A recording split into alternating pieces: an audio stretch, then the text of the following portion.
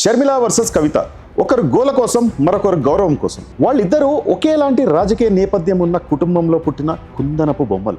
వారిలో ఒకరు నిలువెత్తు వృక్షంలా ఎదగాలని కోరుకుంటుంటే ఇంకొకరు 10 మందికి నీడని చూపించాలనుకుంది.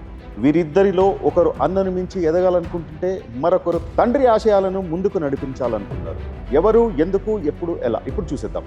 మొదటి ఆడపిల్ల అంటే ఆడపిల్ల, ఈడపిల్ల, ఆడపిల్లో నాకు కూడా తెలియదంటూ తలా తోకాలేని స్టేట్మెంట్లు ఇచ్చిన మన రాజన్న ముద్దుల బిడ్డ షర్మిల.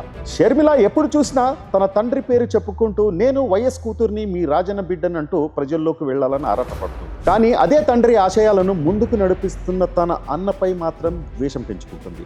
రాష్ట్రం నాశనమైపోతున్నా నోరెత్తని షర్మిల జగన్ తుమ్మినా సరే చిచి సెన్స్ లేదని నోరు పారేసుకుంటుంది. తనకే అర్థం కాని ఓ తలాతిక్క పార్టీ పెట్టి తానే వెలుగు అని చెబుతూ ఆ పార్టీని చివరికి చీకటి గూట్లోకి నెట్టేసి కాంగ్రెస్లో కలిపేసింది. ఆమెకు కుటుంబం అక్కర్లేదు, ప్రజల అవసరాలు అస్సలు అక్కర్లేదు. ఆమెకు కావాల్సింది ఓన్లీ పబ్లిసిటీ, పవర్, డబ్బు మాత్రమే. రాష్ట్రం తగలబడిపోతున్నా, విపక్షాల ఆగడాలు, అఘాయిత్యాలు మించిపోతున్నా నోరు మెదపదు. పసిపిల్లల్ని మృగాళ్ళు చెరిచేస్తున్నా, రోడ్లపై నరికేసుకుంటున్నా గుర్రు పెట్టి నిద్రపోతుంది. అదే జగన్ ప్రమేయం లేకుండా ఏదైనా జరిగితే రాక్షసుడు, దయ్యం, భూతం అంటూ శంకిణిలా చిందులేస్తుంది.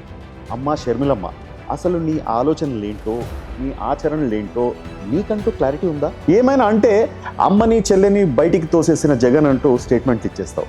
నిన్నేమైనా పొమ్మన్నాడా మీ అన్న జగన్? నేను వైఎస్ రాజశేఖర్ బిడ్డను అంటూ గొంతు రాకపోయినా అరుస్తావు. మరి జగన్ ఎవరమ్మా? అసలు నీ బుర్ర పీత బుర్ర కంటే స్లో తెలుసా? ఆ రోజు నువ్వేదో ఉద్ధరించడానికి వస్తుంటే పోలీసులు హౌస్ అరెస్ట్ చేసినప్పుడు నువ్వు చెప్పిన డైలాగ్ గుర్తుందా? అదేనమ్మా పోలీసులతో మీకేం పని లేకపోతే గాడిదలు కాసుకోండి అని నువ్వు అన్నప్పుడు ఆ సదర్ ఆఫీసర్ ఏమన్నాడు? అవును, మేమిప్పుడు అదే పనిలో ఉన్నాం, అదే పని చేస్తున్నాం అంటే దానికి నువ్వు ఇచ్చిన రిప్లై ఏంటమ్మా? వెళ్ళండి మరి అని. అక్కడ గాడిదలని ఎవరిని అన్నారో అది నీకు అర్థమయ్యే సీన్ లేదని అప్పుడే అర్థమైంది అనుకో.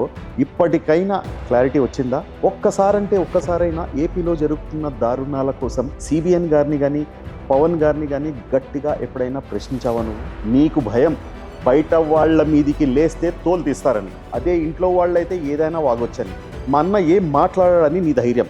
అసలు నువ్వు ఏడపిల్లవో నాకు ఇప్పటికే అర్థం కాలేదు తల్లి. ఆంధ్రాలో ఉండి తెలంగాణలో నా కెరియర్ నాశనం చేసింది జగన్ అంటావు. పిచ్చి పీక్స్కి వెళ్ళిపోయి రచ్చ చేస్తున్నావు. నీకు ధైర్యం ఉంటే తెలంగాణలో నీకు రాజకీయ భవిష్యత్తు లేకుండా చేసింది ఈ పార్టీ అని చెప్పగలవా? ఆ ధైర్యం నీకుందా?